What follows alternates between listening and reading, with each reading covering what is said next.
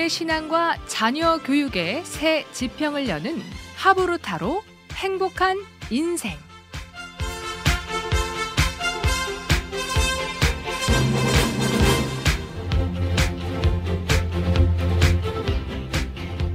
안녕하세요. 하브루타로 행복한 인생 김진년 목사입니다. 얼마 전에 한국에서 연예인이 스스로 목숨을 끊었습니다. 그런데 그가 유서를 써놓기를 사람들이 나에게 관심을 가져주지 않는다. 그 연예인은 가수였는데요. 많은 사람들이 그에게 관심을 가지고 있고 그룹 멤버들과 모여서 매일 하루에 16시간씩 연습하고 스케줄이 빡빡한 사람이었는데 왜 사람들이 나에게 관심이 없는가? 아무도 나에게 왜 우울하냐고 왜 그러냐고 묻지를 않는다. 그렇게 이제 썼다는 내용을 신문에서 보았습니다. 정말 오늘날 많은 사람들이 사람의 홍수 속에서 살고 있는데요. 외로움을 느끼는 것 같습니다. 그리고 뭔가 통하지 않고 벽 속에 갇혀있는 느낌을 갖는 것 같습니다. 그래서 오늘은 내가 혼자가 아니다. 우리는 같이 서로 함께 살고 있고 서로 소통하고 있다. 그런 것을 서로 느끼고 서로 공유할 수 있도록 그 분야에 아주 연구를 많이 하신 분을 한 분 모셨습니다. 우리 서무용 목사님 모셨는데요. 목사님 어서 오십시오. 예, 안녕하세요. 네, 간단하게 자기소개 좀 부탁드리겠습니다. 예, 저는 한국에서 디퍼런스 연구소라는 것을 섬기고 있으면서 또 디퍼런스 어떤 사역과 관련돼서 다른 사람들을 좀 도울 수 있는 사단법인 해피쉐어를 섬기고 있습니다.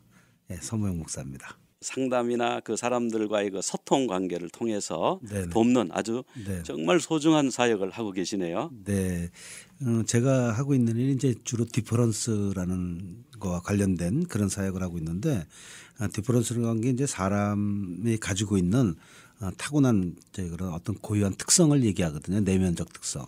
이것 때문에 많은 사람들이 이제 주로 대화하는 데 있어서 상당한 차이를 많이 갖고 올 수가 있거든요.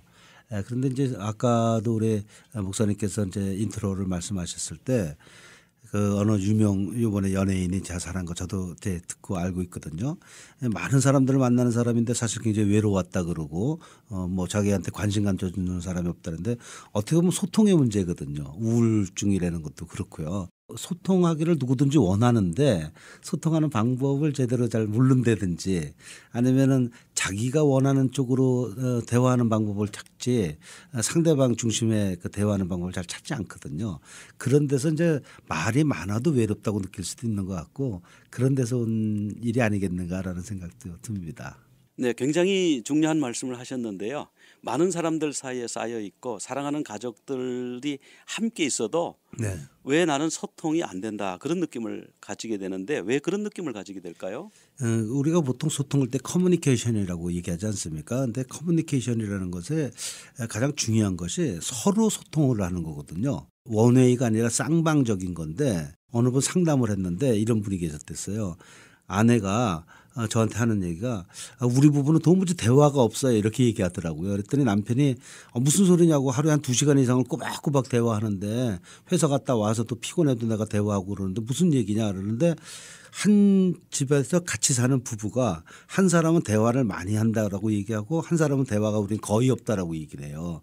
이것은 뭔가가 좀 대화의 정의가 잘못되어 있는 거거든요. 또 대화를 어떤 자기가 바라는 대화가 좀 다르다는 거죠. 두 분의 얘기를 들어보니까 남편은 주로 회사 갔다 와서 회사 일에 관한 얘기를 주로 하는 거예요. 한 2시간 얘기를 한다 그랬는데 2시간 얘기 중에 가정에 대한 얘기라든지 개인적인 얘기가 아니라 전부 업무와 관련된 얘기를 2시간 정도 하는 거고 아내는 그런 것을 대화를 했다라고 생각하지 않거든요. 자신과 관련됐다든지 가족과 관련됐다든지 그런 얘기를 하기 원하기 때문에 얘기하는 시간은 많았는데 아내 입장에서는 대화가 없다라고 생각하는 거고 남편은 대화를 많이 했다라고 생각하는 거죠. 이런 어떤 긍정적인 관점의 차이가 굉장히 갈등을 빚기도 하고요. 아주 심각한 문제를 일으키기도 하거든요. 그것이 이혼으로 발전하기도 하고 심지어는 자살로 가기도 하고 이제 의사소통의 방법이고 어떤 개념에 대한 정립이 제대로 안 됐기 때문에 나타난 현상이다 이렇게 볼 수가 있죠. 우리가 이제 부부간에 같이 대화를 하는데 네. 서로 얘기를 많이 하지 않습니까? 네네. 많이 하는데도 대화가 빈곤하다 이런 느낌을 이제 가질 수가 있다는 말씀이거든요. 근본적인 원인이 어디에 있다고 생각하시는지요? 우선 남자와 여자의 그 대화의 목적 자체가 다르거든요. 남자분들 같은 경우 커뮤니케이션하는 그런 소통을 하고자 하는 그 목적이 주로 정보의 획득이라든지요. 자 어떤 사실에 대한 캐치를 하기 위한 것이 남자분들이 커뮤니케이션하는 주 목적이 되는데 여자분들은 그게 목적이 아니라 대화 자체를 매개체로 해서 관계의 증진을 높이는 것을 목표로 하고 있거든요. 여자분들이 일반적으로 수다스럽다는 얘기 많이 하잖아요. 영화 1시간짜리 본 얘기 가지고 2시간, 3시간도 하거든요. 남자들은 3시간짜리 영화를 10분이면 끝낼 수가 있고 설명하는데 그게 왜 그러냐면 여자분들은 수다를 떠는 것이 그 말 자체보다는 그걸 통해서 상대방과의 그런 커뮤니케이션을 통한 관계가 증진된다고 생각하거든요. 거기에 목적이 있는 거죠. 따라서 여자분들이 남자분하고 대화를 아무리 많이 하더라도 관계 증진에 도움이 안 됐으면 대화한 것이 아니다라고 생각하는 게 굉장히 큰 거죠. 예, 말씀을 들어보니까 예. 남자와 여자가 서로 대화하는 그 목적이 서로 네. 다르다는 것을 이제 우리가 알 수가 있겠습니다. 여자분들은 주로 이제 관계를 증진하는 쪽에 관심이 많은 대화를 하게 되고 네네. 남자들은 그거보다는 정보, 네. 뭐 앞으로의 계획 네. 뭐 이런 거에 대해서 관점을 많이 가지고 대화를 하다 보니까 서로 얘기를 많이 했는데 네. 남자 쪽에서는 보면 별로 정보를 얻은 게 없다 네. 이런 생각할 수 있겠고 여자들은 굉장히 무겁고 깊은 얘기를 했는데 예. 괜히 대화했다 이런 이제 일이 있을 수 있잖아요. 네네. 그러면 이 사이에서 우리가 어떻게 하면은 이 남성과 여성 서로 다른 패턴의 대화 방식을 가진 이분들이 어떻게 하면 조화롭게 커뮤니케이션을 잘 할 수 있을 것인가 네. 거기에 대해서 말씀을 좀 해주시면 좋겠습니다. 우선은 이제 상대방 입장에 서서 대화하는 훈련을 좀 할 필요가 있다고 생각을 해요. 그런데 특별히 남녀 간에는 아까 말씀드린 어떤 대화의 목적 자체가 다르기 때문에 거기서 이제 어떤 공통적인 걸 찾을 수가 없는 것이고요. 또 남자와 남자끼리 대화하거나 여자와 여자끼리 대화하더라도 상대방 중심적인 대화를 하게 되면은 대화가 계속 이어져 가면서 관계가 이렇게 쌓여져 갈 수 있거든요. 사실 어떻게 보면 대화의 목적은 남자분들은 어떤 지식의 획득이라든지 정보의 획득에 두고 있고 여자분들은 관계의 증진에 두고 있지만 사실은 대화라는 것은 이 두 가지 목적을 다 달성할 때 완전한 대화라고 할 수가 있거든요. 예를 들면 이제 저 같은 경우 이제 예전에 저는 이제 말을 좀 많이 하는 타입이에요. 그래서 집에 와서 또 아무리 밖에 일이 바빴더라도 바쁘고 힘들더라도 집에 오면 많은 시간을 얘기를 하는데 나중에 이렇게 제가 생각해 보면은 거의 업무와 관련된 얘기를 했더라고요. 근데 저희 집 사람은 다소곳이 좀 순종적인 사람이라서 그걸 짜증내지 않고 늘 들어줬댔어요.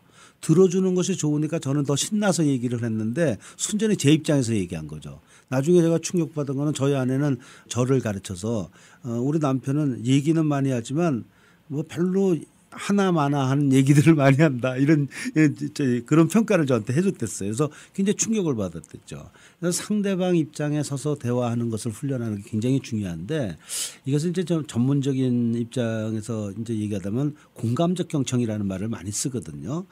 어떤 상대방의 얘기를 들으면서 그 보통 그냥 상대방이 얘기하니까 들으면은 그 리스닝이죠. 경청인데 공감적 경청이라는 것은 상대방이 얘기할 때 그 사람의 그 얘기를 해나가는 어떤 감정과 그 안에 담겨 있는 어떤 동기, 숨어 있는 동기를 관심을 두고 이제 받아들이는 거죠. 그러니까 두 가지를 받아들이는 거죠. 팩트도 받아들이고 그 팩트를 전하는 사람의 어떤 감정까지도 받아들이는. 근데 남자분들은 감정을 받아들이는 거가 좀 약해요. 우리가 이제 귀가 두 개고 입이 하나라고 얘기하는 것은 듣는 거는 두 배로 하고 말하는 거는 이제 반으로 줄여라 뭐 이런 얘기라고 유대인들 속담에도 나와 있는데 아무튼 그렇게 말을 듣는 훈련을 많이 하는 것이 우선 좋고요. 그 듣는 훈련 중에서도 그 사람이 말하고 있는 논리나 또는 그 사람이 얘기하고 있는 팩트만을 중점적으로 듣는 것이 아니라 그 말하는 사람의 감정, 그 사람이 지금 얘기할 때 왜 얘기하는가 하는 동기 이런 거에 집중해서 듣게 되면은 커뮤니케이션의 효과가 굉장히 좋아질 수가 있죠. 그럼 그 감정을 읽는 훈련을 네. 하기 위한 어떤 좋은 방법이 있을까요? 예, 감정을 읽는다는 것이 첫 번째는 감정을 읽어야겠다는 결심을 먼저 해야 될 것 같아요. 그 결심이 아무것도 아닌 것 같지만 그 결심을 안 하고선 대화를 하는 사람은 자기도 모르게 팩트에 특별히 남자분들 같으면 팩트에 자꾸만 집중을 하게 되거든요. 그러다 보니까 감정을 놓치는 경우가 많아요. 그래서 감정을 들어야겠다, 감정을 읽어야겠다라는 결심을 우선 굳게 하는 게 중요하고요. 근데 이제 그 감정이 어떤 사람은 그게 이제 디퍼런스인데 어떤 사람은 다른 사람의 감정에 그렇게 공감을 잘해주는 사람이 있고 동화가 잘 되는 사람이 있고 어떤 사람은 그런데 좀 냉랭하고 좀 무심한 사람이 있거든요. 이건 인격적으로 좋고 나쁘고의 문제가 아니라 그 사람이 가지고 있는 하나의 특성이 그렇다는 거죠. 일반적으로 좀 논리적인 사람은 감정적인 부분이 좀 약한 경향이 있고요. 감정적인 부분이 강하게 발달되어 있는 분은 논리적인 부분이 좀 취약한 부분이 있거든요. 그러나 사람은 완전히 논리적인 사람도 없고 완전히 감정적인 사람도 없고 두 가지를 다 가지고 있는데 어느 쪽에 더 비중을 두고 스타일이 형성되어 있는가 이제 그 제가 디퍼런스라고 얘기하는데 이제 그러한 차이는 있다고 생각을 해요. 그래서 본인이 그런 걸 의식하고 관심을 갖고 결심을 하게 되면 상대방의 감정을 들을 수가 있는 거죠. 그런데 이제 하다 보면 상대방이 가지고 있는 감정하고 내 감정하고 일치되지 않고 내가 동의를 못하는 감정이 있을 수가 있어요. 예를 들면 아까 연예인 이제 얘기를 하셨는데 그 사람이 자기 친구한테 예를 들어 주변 사람한테 난 되게 외로워라고 얘기했단 말이에요. 그랬는데 옆에서 이제 그 말을 들은 사람이 너는 저거 팬들도 많고 맨날 공연하고 그러는데 뭐가 외로워? 이렇게 얘기를 하면 이건 논리로 들어가는 거죠. 상대방의 감정은 자기는 지금 감정이 외롭다고 얘기하는데 이쪽에서는 뭐가 외로운 거야? 논리 갖고 따지거든요. 그럼 여기서 대화가 단절이 되는 거죠. 소통이 끊어지는 거죠. 그랬을 때 근데 나는 저 사람은 절대 외롭다고 생각이 안 되는 경우라 할지라도 우리는 얼마든지 공감해 줄 수가 있다는 거예요. 그 방법이 뭐냐면은 그런 게 이제 공감적 경청인데 예를 들어서 나 외로워 그랬을 때 나는 저 사람 외롭다고 생각하지 않아요. 그때 이렇게 얘기할 수 있는 거죠. 너 되게 외로워하는구나 이렇게 얘기할 수 있다는 거예요. 나는 네가 외롭다는 것을 인정하진 않아. 하지만 너는 지금 외로워하는구나라는 것을 내가 알아준다라는 거죠. 이거를 어그리와 억셉트의 차이라고 보는 거거든요. 대화를 잘하려면 어그리가 되지 않을지라도 억셉트를 하는 훈련을 자꾸만 해야 된다는 거죠. 그 억셉트를 하는 훈련이라는 것은 한마디로 압축시키면은 상대방 감정에다가 그랬군요. 그랬구나라는 것을 덧붙이는 말이죠. 예를 들어서 어떤 아이가 학교 갔다 와가지고 아빠 나 학교 다니기 싫어. 내일부터 학교 안 나갈 거야. 라고 얘기했을 때 많은 부분들이 이제 이렇게 얘기하거든요. 부모님들이 야, 너 뭐 어디 학교를 안 나가? 그러면 어떡하려고 그래? 그래서 논리적으로 반발을 해요. 학생이 학교 나가야지 이렇게 하는데 그 아이가 학교 나가기 싫다는 걸 우리가 받아들일 수는 없잖아요. 동의할 수는 없지만 너 지금 화가 났구나. 너 학교 다니기 싫구나. 너 짜증났구나. 라고 얘기하는 거죠. 그런 얘기를 들으면 상대방은 그 말을 들으면서 내 말을 저분이 저 사람이 공감해 주고 있구나. 라는 생각을 하는 거죠. 이 공감해 주는 사람이 있으면 사람은 절대로 외로워지지 않아요. 그러면 부부 관계도 좋아지고 부모 자식 간의 관계도 좋아지고 목사님과 교인들의 관계도 굉장히 좋아지는 거죠. 그래서 가장 쉬운 방법이 상대방이 얘기할 때 비록 내가 거기에 동의할 수 없다 할지라도 그랬군요. 그랬구나. 그 감정 뒤에 그 단어를 붙여줘서 맞장구 쳐주는 거죠. 일정에. 맞장구를 한 10번만 치게 되면요. 한 번의 대화에서 그러면 거의 모든 사람들의 관계가 굉장히 원만해져요. 그런데 맞장구를 치는 것이 아니라 자기의 주장을 자꾸만 펼치다 보니까 굉장히 간격이 생기고 심지어는 큰 갈등과 싸움도 일어나게 되고 여러 가지 문제가 여기서 이제 파생된다. 저는 이렇게 보고 있는 것입니다. 결국 논리적으로 너의 말이 맞느냐 틀리냐 너는 왜 그렇게 생각하느냐 너의 생각이 잘못됐다 이렇게 접근해 들어가 가지고는 소통이 되는 게 아니라 오히려 자꾸 이렇게 벽에 부딪히게 된다. 네네. 이제 그런 말씀을 해 주신 것 같아요. 근데 상대방의 감정을 잘 내가 이해하기 위해서 먼저 이제 결단을 하는 것이다. 이제 그런 말씀을 해 주셨고요. 어떤 사람은 논리적인 생각은 안 하고 무조건 그 사람의 감정을 이렇게 잘 동화하고 공감하는 사람이 있는데 어떤 사람은 논리적으로 자꾸 접근이 되지 이 뇌가 네네. 좌뇌적인 경향이라고 그러나요? 네네. 근데 그런 분 같은 경우에는 어떻게 해야 이 감정을 잘 공감하고 읽을 수 있을까요? 그것도 사실 밑바탕에는 감정이 깔려 있기 때문이라고 보거든요. 예를 들면은 상대방의 어떤 분이 이제 논리적인 접근을 계속한단 말이에요. 그런 얘기를 자꾸만 해요. 근데 나는 그게 싫어요. 그러면은 그 싫다는 감정 때문에 저 사람의 얘기에 대해서 더 이상 받아들이기가 싫어지고 얘기를 하는 걸 멈추게 되거든요. 그래서 저는 커뮤니케이션은 훈련이라고 생각을 해요. 제가 이제 그 대학에서 이제 강의를 할 때 어떤 표현을 쓰냐면 사람은 기분 나쁘면 천국도 가지 않으려고 그러는 존재다. 이게 무슨 얘기냐면 한국에서요. 전철을 타다 보면 거기서 전도하는 분을 만나는데 이런 분들이 있어요. 예수천당 불신지옥이라는 소리를 하면서 저는 그게 나쁘다는 게 아닙니다. 예수천당 불신지옥에 대해서 정말 아멘해요. 그 메시지는 좋은데 그것을 전하는 방법, 어떤 델리버리하는 그 커뮤니케이션의 방법이 어떤 분들은 굉장히 고압적인 자세로 하는 경우들이 있어요. 안 믿으면 전부 다 지옥 갑니다. 이제 지옥불에 던져질 자식들아 뭐 이런 식으로 굉장히 고압적으로 하면서 얘기를 했을 때 그 사람 말이 틀리진 않아요. 틀린 말은 해서 목사인 제가 들을 때도 맞아 하는데 그 사람이 전달하는 방법이 아주 짜증나요. 그러니까 그 사람이 전하고자 하는 메시지를 더 이상 듣기 싫어요. 이것은 뭐냐면 저도 이성을 가진 존재일 뿐만 아니라 특별히 목사로서 복음에 대해서 정말 전적으로 동의하는 사람이지만 그 사람이 전달하는 방법이 내 감정을 상하게 만들면 그 사람의 논리를 이성적으로 받아들이는 그런 노력을 스탑한다는 거죠. 그래서 사람을 설득을 하거나 대화를 해나가고 관계를 좋게 가져가려면 먼저 감정의 문을 열어주는 작업이 굉장히 중요하다는 거죠. 감정의 문을 열어주려면 내가 그 사람의 감정을 받아주는 일부터 시작해야 되거든요. 이게 제가 아까도 얘기했지만 억셉트라는 거죠. 그런데 많은 사람들이 착각을 하는 것이 논리가 강해서 논리를 사용해서 얘기하는 사람들은 자신의 논리로 인한 컨텐츠에 자신이 있기 때문에 자기가 전달하고 있는 방법이 얼마나 감정을 공감하고 있는 것에 있어서 멀어졌다는 사실을 인식하지 못하는 거죠.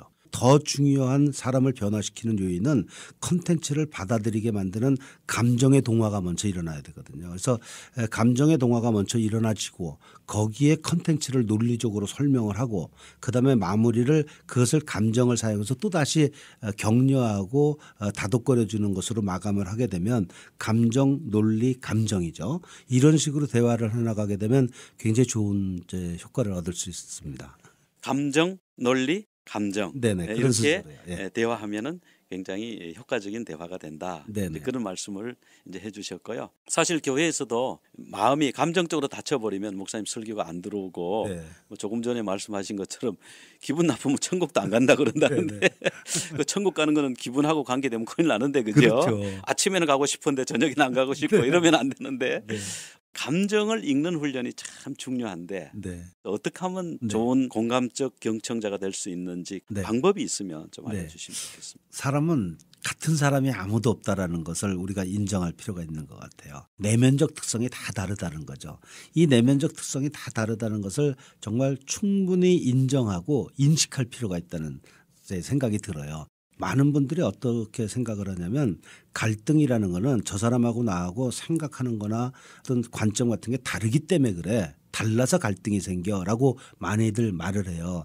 정확하게 표현하자면은 다른 것에 대해서 이해가 부족하기 때문이지 단지 차이 때문에 그렇지는 않다는 거죠. 같은 사람은 아무도 없는데 저 사람하고 나하고 차이가 있는데 이 차이가 어떤 차이가 있다는 것을 정말 인정을 하잖아요. 그 차이를 인정하고 이해를 하게 되면 그 다른 차이 때문에 감정적으로 화가 나질 않아요. 섭섭해지지가 않거든요.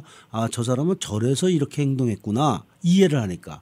근데 그거를 모르게 되면 저 사람이 나하고 다른 반응을 했을 때 왜 저 사람 저렇게 생각하는 거야? 왜 말을 저렇게 해? 이렇게 되거든요. 그러다가 보니까 감정이 상하는 거예요. 이해가 부족하니까 감정이 상하고 그다음에 감정을 용납할 수가 없고 그러다 보니까 그 당사자 그 사람이 싫어지고 이것이 깊게 가다 보면 이혼으로 가고 막 여러 가지 문제가 야기되거든요. 그래서 저는 상담할 때 이 부부면 부부 이 두 사람이 어떻게 다른가 하는 것에 굉장히 초점을 두고 상담을 많이 해요. 남편은 이렇게 말을 하는 것이 이래서 이렇게 말을 하는 거고 그 말을 들은 아내가 왜 이렇게 반응하냐면 그 이유가 이런 차이점 때문에 반응하다라는 것을 알려드리잖아요. 그것을 알려드리게 되면 사람들이 이해하지 못했던 부분을 이해하게 되니까 감정이 완전히 사라지는 건 아닐까 할지라도 좋지 못했던 감정이 굉장히 캄다운 되는 거죠. 캄다운이 아주 굉장히 빠른 속도로 일어나요.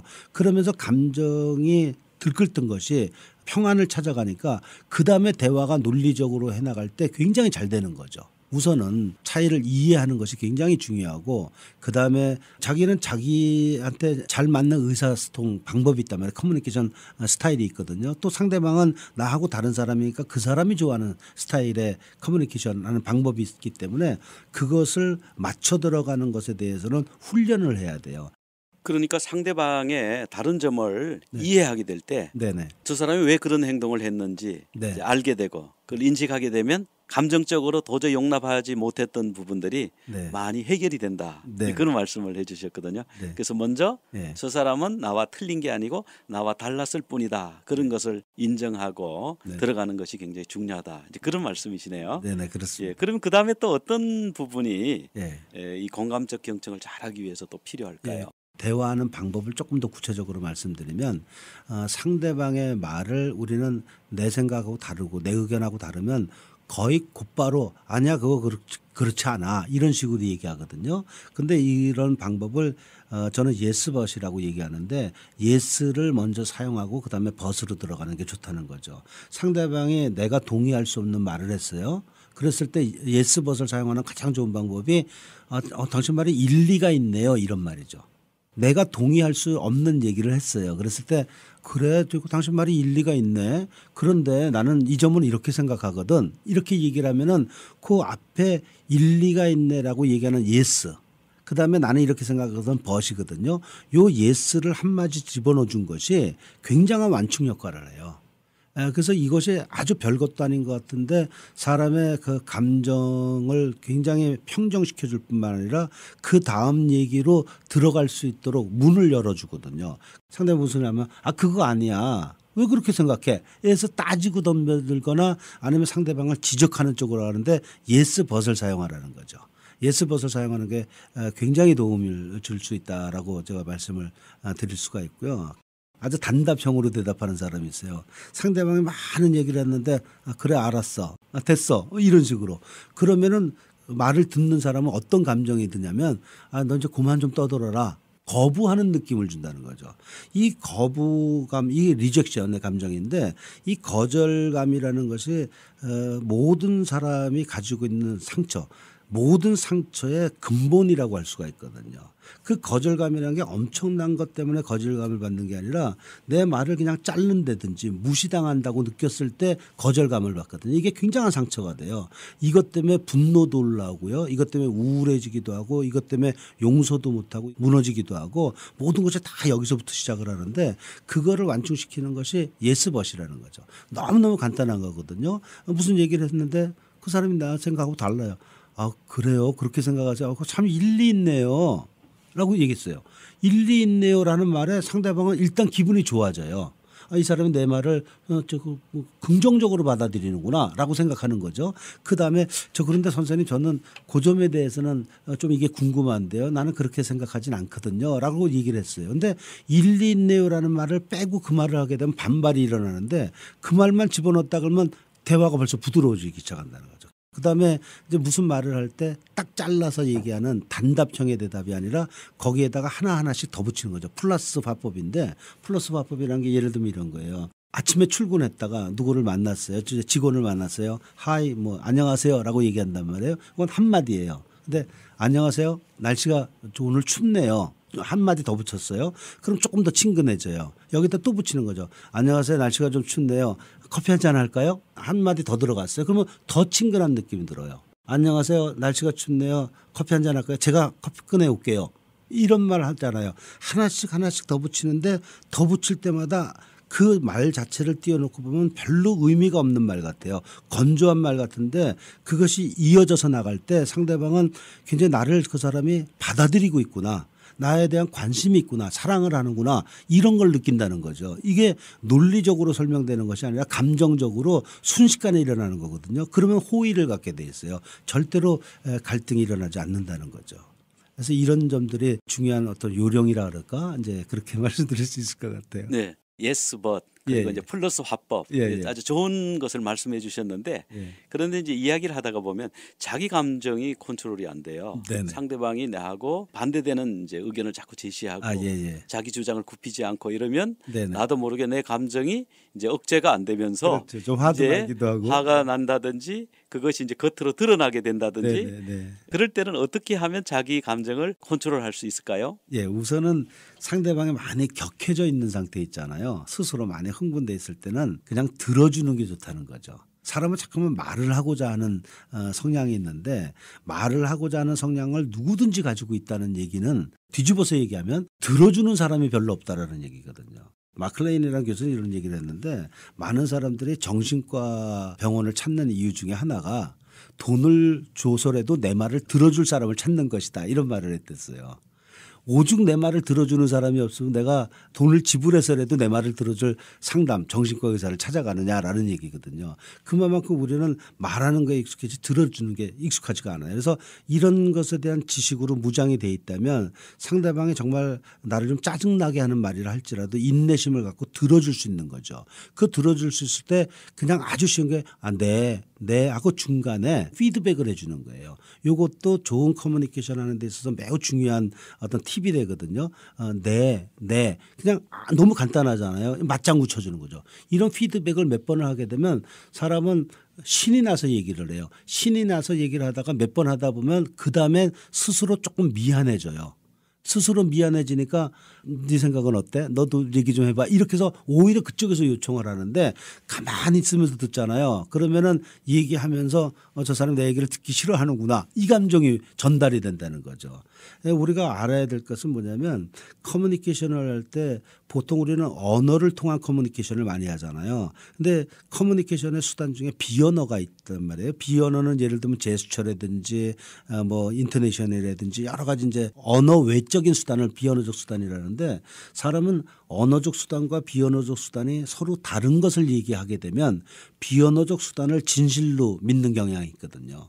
그렇기 때문에 말보다 훨씬 더 중요한 것이 언어적 수단보다 훨씬 더 중요한 것이 비언어적 수단인데 비언어적 수단에서 상대방에게 전달이 잘 돼야 되는 것은 상대방을 받아들이고 있다라는 어떤 겸손과 온유함이 드러날 수 있도록 하는 것이 가장 중요한 포인트다라고 생각할 수 있어요. 그래서 그것을 위해서라면 네 하는 맞장구. 이거는 맞아 하고는 좀 다르거든요. 그런 간단한 말들만 내가 대화 도중에 종종 던져야겠다라는 결심을 하잖아요. 그럼 대화가 훨씬 더 좋아질 수가 있는 거죠. 우리가 그동안 나눈 대화를 대략 좀 요약을 하자면은 사람들 사이에는 이렇게 소통이 이루어져야 되는데 그 소통은 일방적인 것이 아니라 서로 상호적이어야 한다. 그런 말씀을 이제 해주셨고요. 정보 획득이라든지 논리적인 접근으로 들어가기보다는 가급적 상대방의 감정을 읽어주고 받아주는 공감적 경청이 중요하다. 이제 그런 말씀을 또 해주셨고요. 들어주면서 yes but 그리고 이제 플러스 그리고 네 하고 상대방의 말을 내가 지금 잘 듣고 있습니다. 내가 동의하고 안 하고의 문제가 아니라 일단 내가 듣고 있습니다. 하는 이제 그런 자세를 갖는 것이 굉장히 중요하고 긍정적 피드백. 긍정적 피드백을 하는 것이 굉장히 중요하다. 이제 그런 말씀을 해주셨어요. 우리가 이것만 알아도 우리가 사는 세상이 정말 살맛 나는 직장, 살맛 나는 가정, 행복한 교회가 될 수 있겠습니다.